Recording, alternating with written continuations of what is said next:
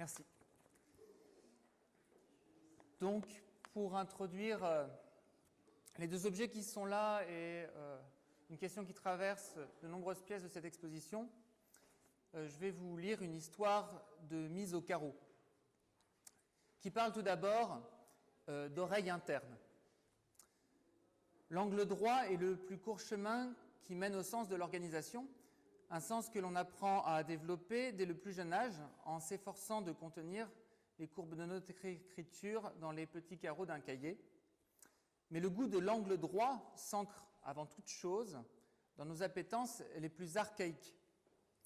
Dès lors qu'une grille, un rectangle, un carré, un pavé ou un cube se profilent à l'horizon d'un projet architectural, d'un compte-rendu d'études, d'un graphique ou d'un simple tableau, l'instance de la raison s'en trouve implicitement convoquée. Associant l'angle droit à la recherche de clarté, l'agencement de la grille à la rigueur conceptuelle, un effort de rationalisation, on en vient vite à oublier la provenance de ces structures. Les carreaux que l'on dessine sur papier calque pour aménager les lieux de vie ou les systèmes orthonormés que l'on trace sur papier millimétré pour mettre en image des abstractions chiffrées n'ont rien de structure rationnelle, universelle et désincarnée. Elles trouvent leur origine dans notre corps, dans ce qui fonde organiquement nos modes de perception. En tant que vertébrés, nous devons notre sens de l'équilibre à notre oreille interne, un organe aux circonvolutions molles qui nous permet de situer un haut et un bas, un devant et un derrière, de manière à ce que l'on puisse ajuster notre centre de gravité et tenir debout. Lors de nos mouvements, l'usage de tous les sens est ainsi sollicité et la vue en premier lieu.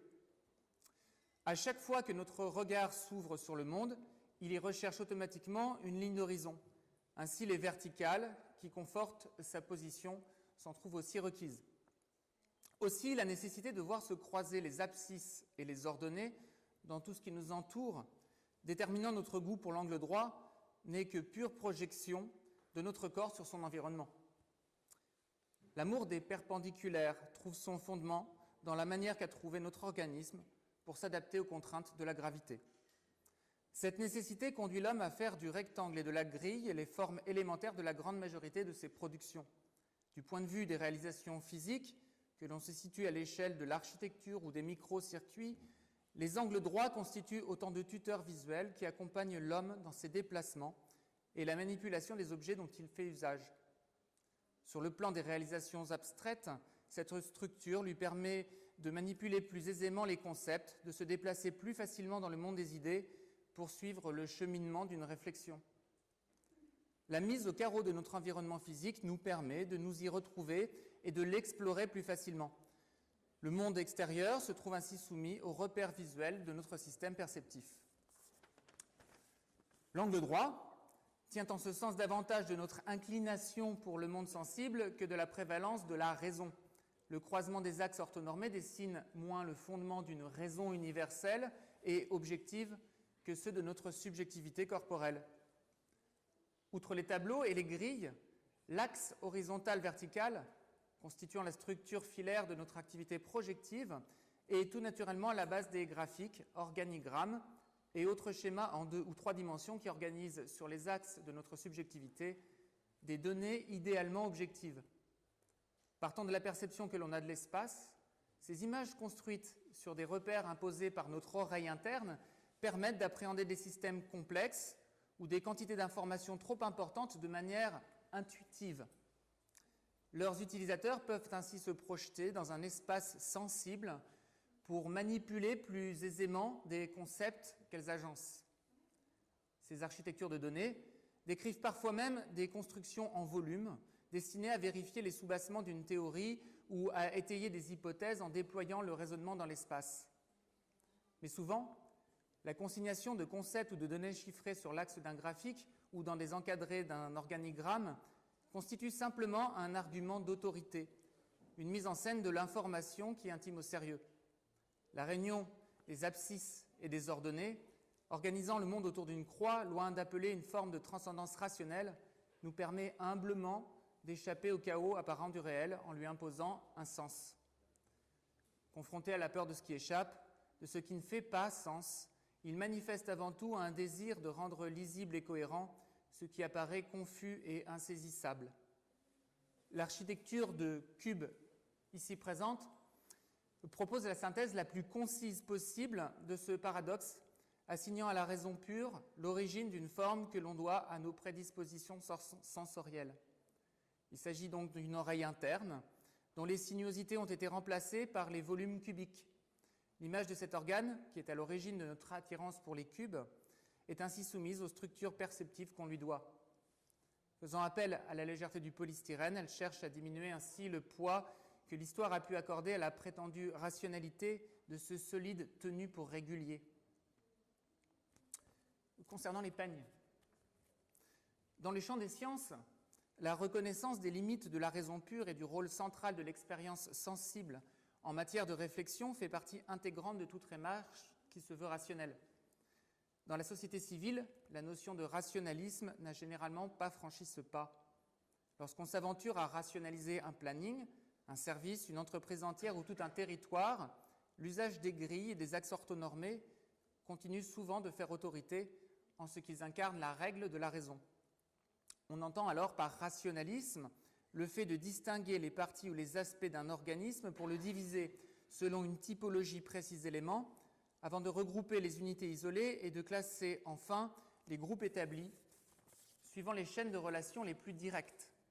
Différencier et regrouper permettent d'éliminer redondance et confusion. Le modèle de la grille se prête alors naturellement à la mise en forme du résultat, si elle ne constitue pas, dès le départ, le schéma mental qui inspire ce type de méthode. La grille représente un standard renforcé par la création des outils de pensée les plus largement diffusés.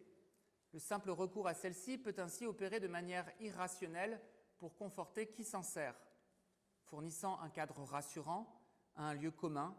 Son utilisateur évolue en terrain connu pour aborder avec confiance et détachement tout ce qu'il doit traiter. En psychiatrie, le terme de névrose désigne de manière générale les troubles psychiques dans lesquels le sujet est conscient de sa souffrance mais adopte des réactions de défense telles qu'inhibition et stratégie de contournement. Les symptômes névrotiques se manifestent alors par leur caractère obsessionnel et compulsif, c'est-à-dire que la réalité psychique interne passe au-devant de la réalité externe. Le réel passe au second plan. Pour favoriser ce repli sur soi, le névrosé se préoccupe souvent de futilités capables de détourner son attention des questions centrales de la vie. Il s'adonne à des gestes, des activités ou des comportements répétitifs d'où l'incertain, autrement dit le réel, est évacué. Étant issu de nos structures perceptives internes et faisant de la répétition un principe structurant, le modèle de la grille est une invitation à s'adonner à ce type d'activité répétitive. Or, si notre attirance pour les perpendiculaires trouve son fondement dans notre corps, c'est sans doute dans la culture du rationalisme qu'il faut chercher l'origine de son emploi compulsif. Bien qu'il favorise nos déplacements dans le monde des idées, le recours aux axes orthonormés peut aussi inhiber notre appétence naturelle à l'exploration lorsqu'il répond à un simple désir de mise au carreau. L'architecture de peigne, accrochée à ce mur, donne à appréhender ce désir de la manière la plus sensible possible. Le plaisir manuel que l'on peut éprouver à emboîter des éléments prédécoupés ou à les voir emboîtés et à se projeter dans l'acte d'emboîtement est sensiblement identique au plaisir intellectuel que l'on peut éprouver à remplir des grilles préétablies pour aligner des chiffres, des mots ou des idées qui se croisent. Un plaisir de construction, d'où l'accident est évacué et le réel avec lui, car tout a été pensé d'avance. Cet assemblage de peignes en lui-même est issu d'un schéma qui a été préconçu. Il s'agit en fait d'un élément graphique qui reprend les structures d'un organigramme produit par une entreprise de conseil pour essayer de décrire de manière convaincante les mécanismes cognitifs du stress au travail.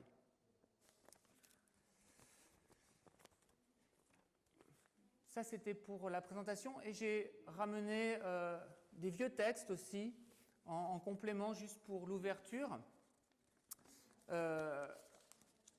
puisque la question porte sur la manière dont on arrive à comprendre ce qu'on connaît. Je me suis dit qu'un petit rappel de certains passages du Phédon de Platon pourraient faire un écho un peu atemporel à ces questions. Juste 2 tout petits passages avec, en réponse, un extrait d'un ouvrage beaucoup plus récent, puisqu'il s'agit des années 1950, qui vient dialoguer avec les propositions de Platon. Donc un petit passage qui concerne le raisonnement en action, c'est-à-dire l'idée que quand on sait une chose, si on n'est plus capable de la démontrer, de refaire le chemin de la démonstration, on ne la sait plus, on tombe dans la croyance. La Terre est ronde, on le sait. Si on n'est pas capable de le sentir par l'explication, de renouveler le raisonnement, eh bien c'est une croyance comme de dire que la Terre est plate. Il le formule ainsi: pour connaître les choses et savoir ce qu'elles sont, je me serais fait avec allégresse le disciple de tous les maîtres possibles, mais comme la réalité des choses se dérobait lorsque j'essayais de l'apprendre d'autrui, j'ai changé de direction pour la rechercher.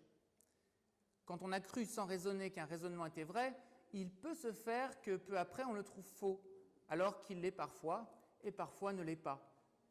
Ne serait-ce pas une triste chose de voir alors un homme qui, pour avoir entendu des raisonnements qui paraissaient tantôt vrais, tantôt faux, tout en restant les mêmes, au lieu de s'accuser lui-même, en viendrait par dépit à rejeter la faute sur les raisonnements eux-mêmes et continuerait dès lors toute sa vie à ravaler les raisonnements en général et serait ainsi privé de la vérité et de la connaissance de la réalité.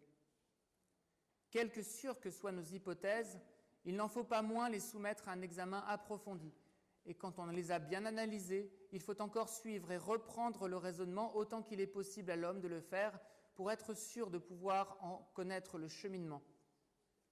Ça, c'est un aspect de cette manière qu'ont parfois les connaissances de nous échapper alors qu'on les tient toujours. C'est-à-dire la capacité à refaire le raisonnement. Mais il y a encore une autre manière de définir cette sensation d'échappement.